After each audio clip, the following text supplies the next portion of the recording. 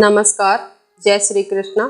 आप सभी का हमारे YouTube चैनल निष्कर्ष कहानियाँ में स्वागत है। आज मैं आपके लिए एक कहानी लेकर आई हूँ। उससे पहले आपसे रिक्वेस्ट है कि अगर आप हमारे चैनल पर पहली बार आए हो तो चैनल को सब्सक्राइब कर देना और बेल आइकन प्रेस कर देना ताकि आने वाले हर एक वीडियो का नोटिफिकेशन आपको मिल सके। तो चलिए शुरू करते हैं आज की कहानी। हमारी आज की कहानी का शीर्षक है अनुभव की कंघी। पुराने समय की बात है, किसी नगर में मुरलीधर नाम का एक व्यापारी रहता था। वह अपनी सूझबूझ और बुद्धि के कारण खूब धन कमाता था। उस नगर में उसको टक्कर देने वाला कोई नहीं था। वह दूसरे शहरों से अनाज लाकर बेचने का काम करता था। इसी कार्य से उसे बहुत सारा धन लाभ होता था।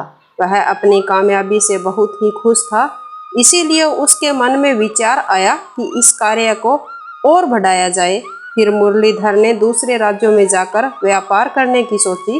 फिर मुरलीधर ने दूसरे राज्यों में जाने के लिए मानचित्र देखा और पता लगाया तो उसे पता चला कि रास्ते में एक बहुत बड़ा मरुस्थल है और वहाँ पर बहुत सारे लुटेरे भी रहते हैं। लेकिन मुरलीधर तो बहुत सारा धन कमाने के सपने देख चुका था। उसकी तो दूसरे राज्यों में जाकर धन कमाने की प्रबल इच्छा थी। उसने अपने बहुत सारे किसान साथियों को लेकर वहां से प्रस्थान करने की सोची। बैलगाड़ियां तैयार की और उन पर अनाज लाद लिया। मुरलीधर के पास इतना सारा सामान था जैसे कोई शाही राजा की सवारी निकल रही हो। बूढ़े मुरलीधर के पास उनकी टोली में बहुत सारे नवयुवक और वृद्ध अनुभवी लोग भी थे जो कई वर्षों से मुरलीधर के साथ धन कमा रहे थे। जवानों के अनुसार अगर इस टोली का नेतृत्व कोई नवयुवक करता तो अच्छा होता। उनका कहना था कि यह मुरलीधर तो धीरे धीरे जाएगा और उस मरुस्थल में न जाने क्या क्या देखना पड़ेगा। यह सोचकर कुछ नौजवानों ने अपनी अलग टोली बना ली और स्वयं का माल ले जाकर दूसरे राज्य में व्यापार करने की सोची। मुरलीधर को उसके करीबी लोगों ने इस बात की सूचना दे दी, पर मुरलीधर ने इस बात के लिए कोई गंभीर प्रतिक्रिया नहीं जताई। फिर मुरलीधर बोला कि सभी लोगों को अपना फैसला लेने का अधिकार है। अगर कोई इस कार्य को छोड़कर अपना कार्य करना चाहते हैं तो मुझे इस बात से कोई आपत्ति नहीं है। अगर आप लोगों में से और कोई भी उनके साथ जाना चाहता है तो जा सकता है। अब वे सब दो अलग अलग गुटों में बंट चुके थे, जिसमें से एक का नेतृत्व वृद्ध मुरलीधर कर रहा था और दूसरी टोली का नेतृत्व नवयुवक सुमित कर रहा था। दोनों की टोली में वृद्ध और नौजवान दोनों सवार थे। सफर शुरू हुआ।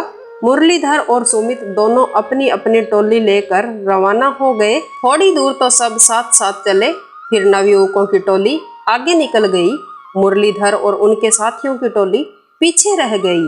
मुरलीधर की टोली के नौजवान उसकी धीमी गति से बिल्कुल भी खुश नहीं थे और बार बार मुरलीधर को कोस रहे थे और यह कहे जा रहे थे कि उन नवयुवकों की टोली तो कितनी आगे निकल गई है। अब तक तो नगर की सीमा भी लांघ चुकी होगी और कुछ दिनों में तो वह मरुस्थल भी पार कर लेंगे और हम सब लोग इस बूढ़े के कारण भूखे मर जाएंगे। कुछ समय पश्चात मुरलीधर की टोली नगर पार करके मरुस्थल के समीप पहुंच जाती है। तब मुरलीधर अपने साथियों से बोला कि यह मरुस्थल बहुत ही लंबा चौड़ा है और यहाँ दूर दूर तक पीने के लिए पानी की एक बूंद भी नहीं है। इसीलिए जितना हो सके सब लोग मिलकर पानी भर लो।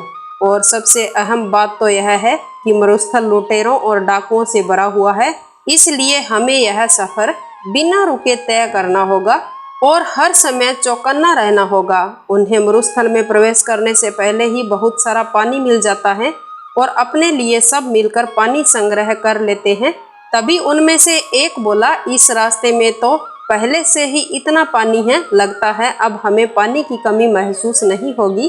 फिर मुरलीधर मूंछों पर ताव देकर बोलता है, इसीलिए तो मैंने उन नौजवानों की टोली को आगे जाने दिया। यह सब तो उन लोगों ने अपने लिए तैयार किया था, जिसका लाभ अब हमें भी मिल गया है। मुरलीधर की यह बात सुनकर उस टोली के विरोधी लोग तो मुरलीधर पर गुस्सा होते हैं, बल्कि कुछ लोग मुरलीधर की तारीफ करते हैं। सब लोग अब मुरलीधर के कहे अनुसार आगे बढ़ते हैं। फिर मुरलीधर सबको आगाह कर देते हैं कि अब हम सब मरुस्थल में प्रवेश करने वाले हैं यह मरुस्थल बहुत लंबा चौड़ा है। यहाँ हमें काफी दिन लग सकते हैं। जहाँ न तो पीने के लिए पानी है, ना ही खाने के लिए फल है और ना ही ठहरने के लिए स्थान है। फिर सभी लोग मुरलीधर की हाँ में हाँ मिलाते हुए उसके पीछे पीछे चल पड़ते हैं। अब वे सब लोग चलते चलते मरुस्थल में प्रवेश कर जाते हैं। मरुस्थल में गर्मी बहुत ज्यादा थी। फिर उन्हें सामने से कुछ लोग आते हुए दिखाई देते हैं। पास में आकर वह सभी लोग मुरलीधर से प्रणाम करते हैं और हालचाल पूछते हैं। उनमें से एक बोला, लगता है आप सभी लोग व्यापारी हैं और बहुत दूर से चले आ रहे हैं। अगर हमारे लिए कोई सेवा है तो हम करने के लिए तैयार हैं। उनकी यह बात सुनकर मुरलीधर हाथ जोड़कर कहता है कि भाई, आपको तकलीफ उठाने की कोई जरूरत नहीं है। हम काफी लोग हैं। अगर कोई मुश्किल आएगी तो उसका सामना हम सब मिलकर कर लेंगे। हमारा हाल जानने के लिए आपको धन्यवाद। यह सुनकर मुरलीधर अपने साथियों के साथ आगे बढ़ जाता है। कुछ देर चलने के बाद मुरलीधर को उसके विरोधी साथी कोसने लगते हैं और कहते हैं कि जब वे लोग हमारी सहायता करने आए थे तो इस वृद्ध मुरलीधर को उन्हें मना करने की क्या जरूरत थी। कुछ दूर चलने के बाद उन्हें फिर से सामने से कुछ लोग आते हुए दिखाई दिए।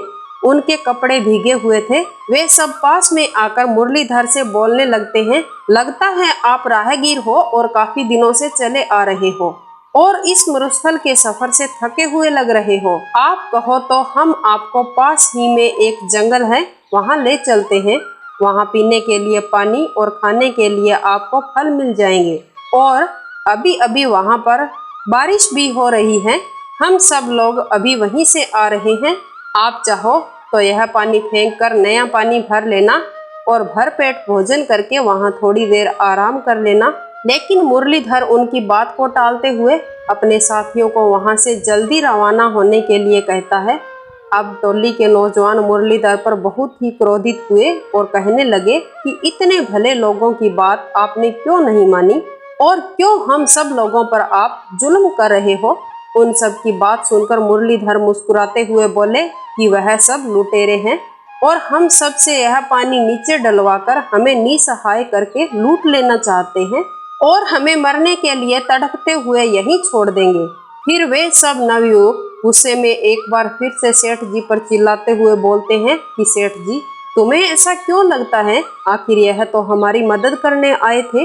फिर मुरलीधर ने कहा, क्या आपको ऐसा लगता है कि इस मरुस्थल में कहीं पर भी बारिश हुई होगी? इधर उधर देखो तो सही, इतनी गर्मी पड़ रही है। कहीं पर भी बादल नजर आ रहे हैं क्या आपको? इस मरुस्थल की तपती हुई धरती भी बारिश नहीं होने के संकेत दे रही है। क्या आपको लगता है कि यहाँ आसपास कोई भी जंगल होगा? यहाँ पर एक भी परिंदे का घोंसला तक नहीं है। तो आपको फल फूल कहाँ से नजर आएंगे? और अपनी निगाहें ऊपर उठाकर देखिए तो सही, आपको कहीं पर भी एक भी बादल नजर नहीं आएगा। ना ही हवा में ठंडक है और ना ही कहीं से गिल्ली मिट्टी की खुशबू आ रही है। तो हम कैसे उन लोगों की बातों पर यकीन कर ले? मेरी बात मानो तो अपना पानी अपने पास रखना, फेंकना नहीं है और कहीं पर भी रुकना नहीं है। इतना कहकर वह चल पड़ते हैं। थोड़ी दूर चलने के बाद उनके सामने एक नर कंकाल और हड्डियों से भरी हुई बैलगाड़ी आती है। वे सभी कंकाल सुमित की टोली के लोगों के थे। उनमें से एक भी जिंदा नहीं बचा था। उन सब की यह हालात देखकर मुरलीधर की टोली के सभी लोग रोने लगते हैं, क्योंकि वे सभी उन्हीं के साथी थे। यह सब देखकर मुरलीधर अपने साथियों से कहता है कि जरूर इन लोगों ने भी आपकी तरह इन लुटेरों को अपना साथी समझा होगा और इनकी बात पर विश्वास कर लिया होगा और उन्हें यह परिणाम मिला है। आज उन सब लोगों को अपने जीवन से हाथ धोना पड़ा। फिर मुरलीधर सभी को ढाढ़स बंधाते हुए कहते हैं, अब हम सबको यहाँ से जल्दी ही निकलना होगा, क्योंकि वे सभी लुटेरे अभी भी हमारा पीछा कर रहे होंगे। प्रार्थना करो कि हम सब लोग यहाँ से सुरक्षित निकल जाएं। फिर वे सभी लोग मुरलीधर की हाँ में हाँ मिलाते हुए वहाँ से रवाना हो गए। कहते हैं कि अनुभव की कंघी तब काम आती है जब सर पर कोई बाल नहीं बचते, अर्थात अनुभव उम्र बीतने और पूरी जिंदगी निकलने के बाद ही मिलता है। अनुभव कभी भी हमें अपने पूर्वजों से जागीर में नहीं मिलता है। इस कहानी के अनुसार अगर देखा जाए तो नवयुवकों की टोली में जोश तो था, मगर अनुभव की कंघी नहीं थी। वह तो सिर्फ मुरलीधर के पास ही थी, जिसका मुरलीधर ने सही समय पर सदुपयोग किया और सब लोगों को मुसीबत के मुंह से निकाल कर ले गया। शिक्षा यही सीख देती है कि जोश के साथ अनुभव का होना भी बहुत जरूरी है।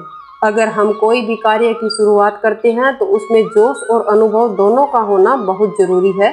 तो दोस्तों, यह थी हमारी आज की कहानी। अगर आपको अच्छी लगी है तो इसे लाइक और शेयर जरूर करना और हमारे चैनल को सब्सक्राइब कर लेना और बेल आइकन प्रेस कर देना, ताकि आने वाले हर एक वीडियो का नोटिफिकेशन आपको मिलता रहे। वंदे मातरम। जय श्री कृष्णा।